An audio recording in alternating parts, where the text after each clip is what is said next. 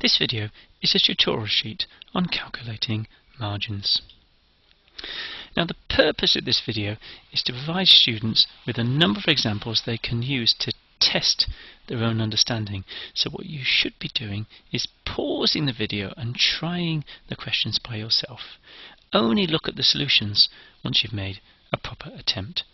Now we're going to assume students are familiar with the previous videos in this series as well as the Bode and Nyquist series, and we're also going to assume a simple feedback loop of the following form for all of these questions.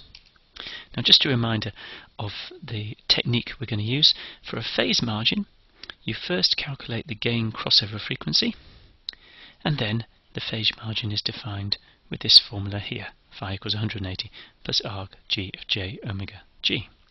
For the gain margin, you first find the phase crossover frequency, and then the gain margin is defined with this formula, 1 over the modulus of g of j omega p.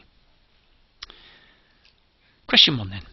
Use an analytic method, which means pen and paper, to find the gain margin for the following systems, and we're going to assume that m of s is 1 in that feedback loop. And check your answers with MATLAB. Now is the time to press the pause button, and I will go on and look at the solutions one at a time. First example then, 8 over s plus 1, s plus 4. So remember, to find the gain margin, the first thing we need is the phase crossover frequency. So I need to know what the phase of g is. So the phase of g is going to be minus 90 minus 10 to the minus 1 of omega, minus 10 to the minus 1 of omega over 4, which is going to be minus 90 minus 10 to the minus 1 of omega plus omega over 4 over 1 minus omega squared over 4, and I've got to set that equal to minus 180 to get the phase crossover frequency, and this implies that 1 minus omega squared over 4 equals 0, or omega equals 2. Now having got that, you remember the gain margin was defined as 1 over the modulus of g at that frequency. So the gain margin equals 1 over the modulus of g of j2. And so now I can write what that is. So what have we got? We've got the square root of 2 squared times 2 plus 1 times 2 plus 16, all divided by 8. Okay, assuming I've not made oh sorry, I have made a silly mistake. It wasn't 2 in there, that was a 4, and that wasn't 2, that was a 4. 2 squared, of course, is 4, not 2. So what have we got inside this square root? We've got the square root of 4 times 5 times 20, and then all divided by 8, which gives me 20 over 8, which is 2.5. Next example then, s plus 2 of s squared times s plus 1. So again, we start by finding the argument of g. So the argument of g is minus 180 plus 10 to the minus 1 omega over 2 minus 10 to the minus 1 of omega. And what do you notice? Arg g equals minus 180 cannot be solved. Except asymptotically, of course, but we're not interested in asymptotic results. So there's no phase crossover. The phase diagram does not cross the minus 180 degree line, and therefore you can't find the gain margin. Now, if you were to sketch the Nyquist diagram for this particular system, what you'd find is it does something like this. So you'll see, while the asymptotic direction approaches the negative real axis, it doesn't actually cross it either as you get to the origin or as you go to infinity. So there's no phase crossover frequency, so I can't calculate a gain margin. Next one then, s2 minus s over s plus 5. So again we start by defining the argument of g. So the argument of g is going to be we're going to have a minus 90 from the integrator. We're going to have a minus 10 to the minus 1 omega over 5 from the s plus 5, and we're also going to have a minus 10 to the minus 1 omega over 2 from the 2 minus s. So even though it's a 0, because it's a right half plane factor, you find for this particular factor the argument is minus 10 to the minus 1 omega over 2.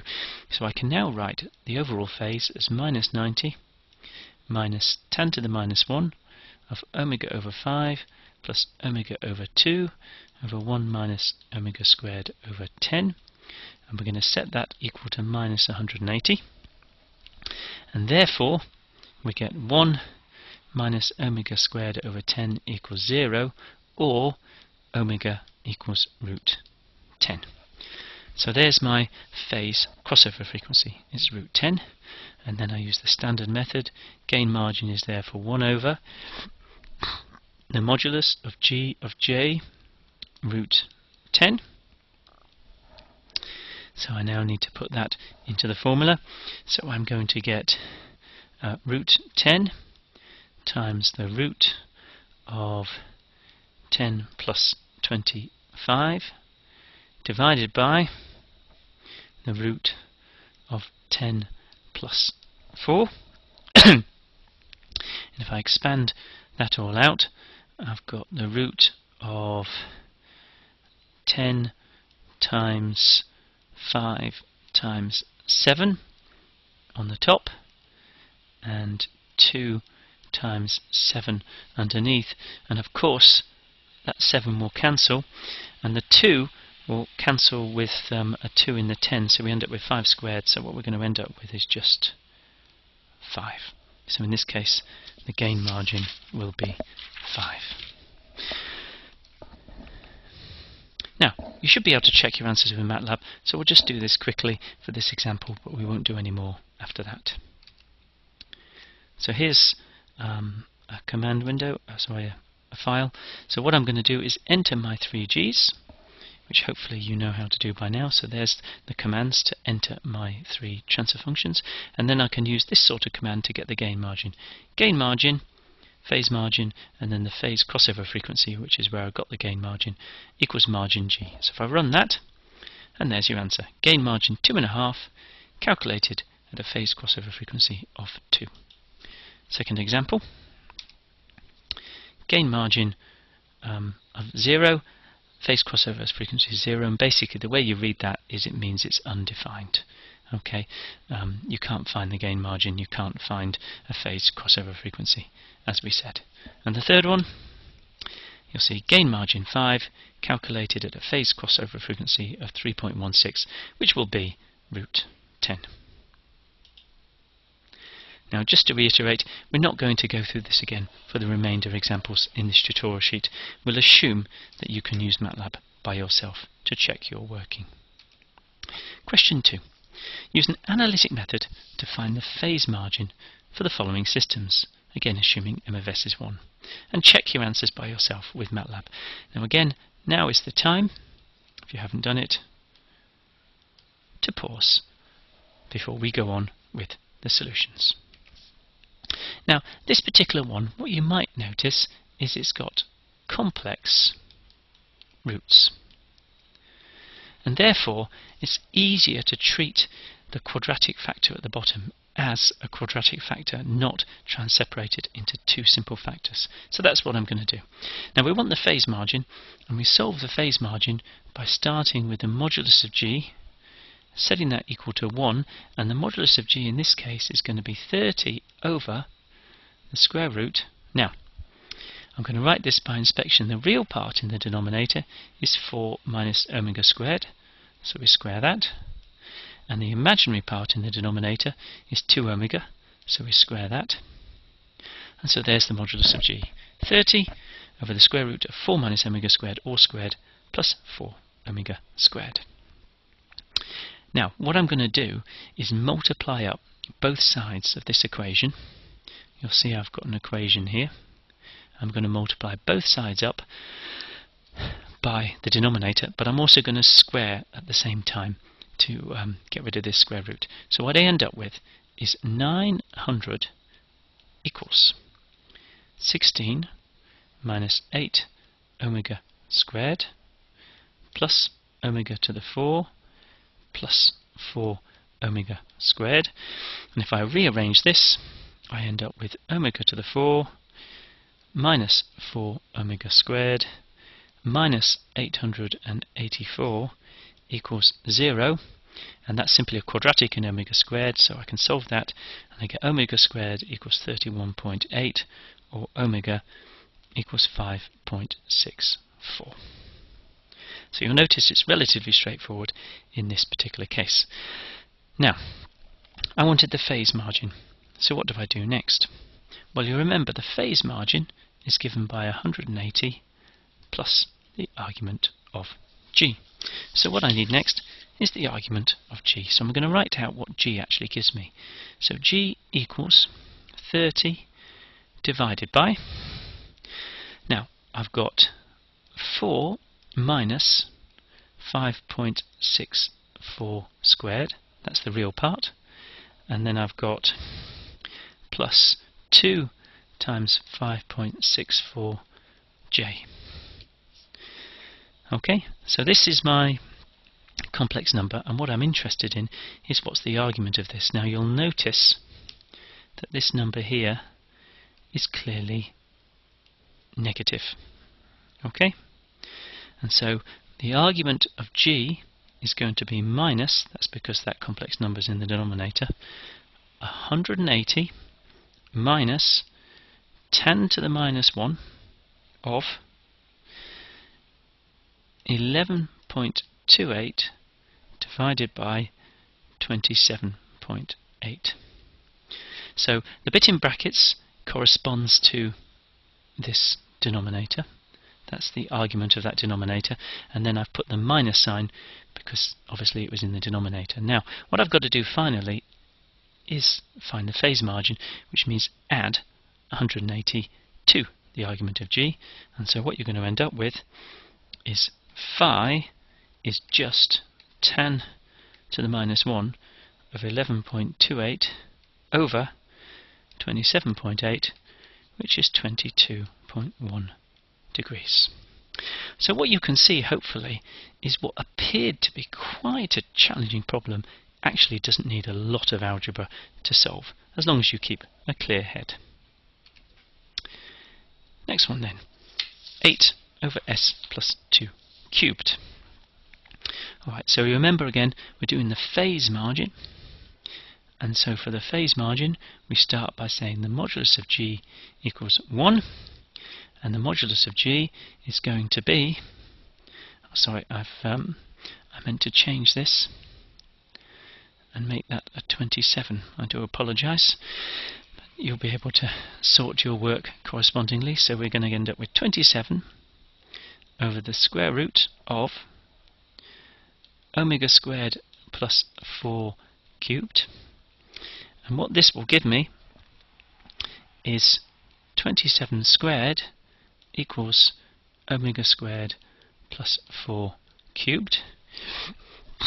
Now 27 squared is actually the same as 9 cubed, so you end up with omega squared plus 4 equals 9, or omega squared equals 5. Now having got that, next I move to the argument. Well, the argument of g is minus 3 times 10 to the minus 1 of omega over 2, and the phase margin is 180 plus the argument of g, so we end up with the phase margin is given by 180 minus 3 10 to the minus 1 of root 5 over 2, and if you stick this in your calculator you'll find you get the answer 35.4 degrees.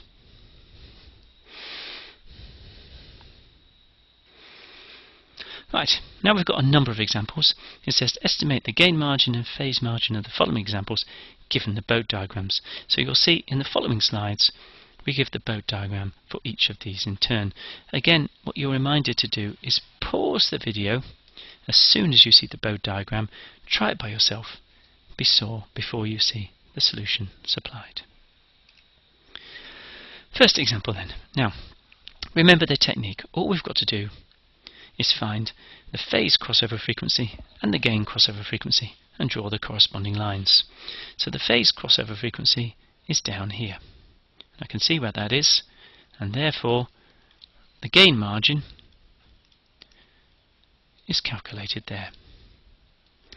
In order to get the phase margin, I need the gain crossover frequency, which is here.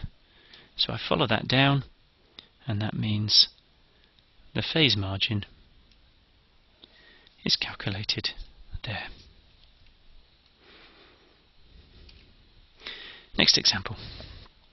So we start again with the gain margin. So I find that the phase crossover frequency is there, and I follow that up, and you'll see in this particular case you've got a very small gain margin. You can just see that tiny red arrow. I've just marked it in there. It's a very small gain margin indeed. And if I want, in fact it's not a positive gain margin, it's a negative gain margin, because you'll see the gain plot is above the 0 decibel line. Now for the other one, if I do the gain crossover frequency, which is there, then you'll see the phase margin is this little line in here, which is also a negative phase margin. Very small, but negative. Next example. Now, this one, you might be caught out if you're not concentrating. What quadrant are we in here? This is quadrant 2, minus 180 to minus 240. And you'll remember for a positive phase margin we really wanted to see quadrant 3. The other thing you'll note is it does not cross minus 180 degrees. So there's no gain margin. You can't calculate the gain margin because we haven't got a phase crossover frequency. We do, however, have a gain crossover frequency. Here it is.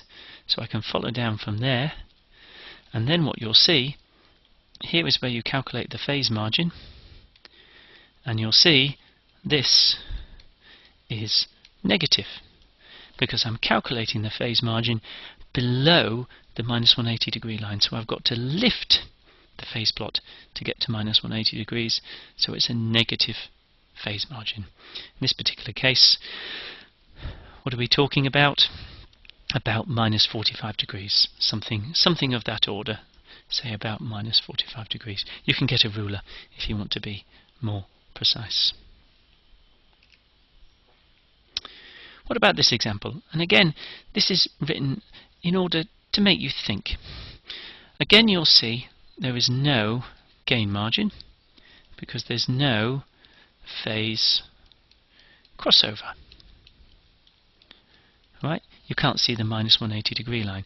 You'll also notice that here we're in quadrant 4. So where's quadrant 3? Well, quadrant 3 is down here. Off the bottom of the graph. It's not been included. So we'll get to that in a minute. Now, if I look for the gain crossover frequency, here it is. If I follow that down to this point here, then the phase margin is calculated down here. Now you remember, the phase margin is the distance above the minus 180 degree line. Now if that number, let's say it's minus 83, then what you can see is the phase margin is 97 degrees.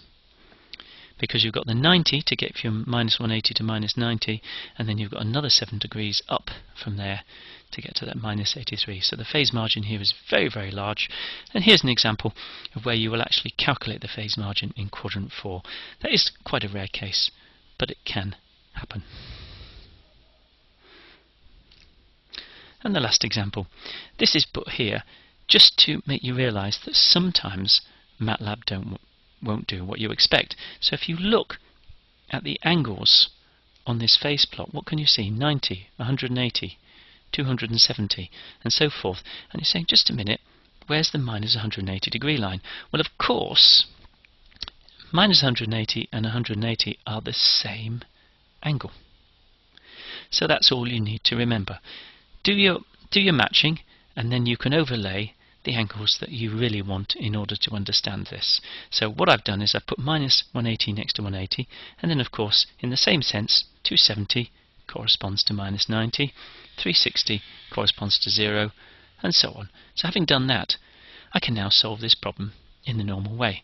So I can find the phase crossover frequency is here, I can follow that up, and therefore the gain margin is calculated here, which in this particular case is about 15 decibels. And I can find the gain crossover frequency, which is there, follow that down, and then this distance here is the phase margin, which in this particular case it's actually a very big phase margin, isn't it? You're talking of the order of 105 degrees, something like that, which is a very big phase margin indeed.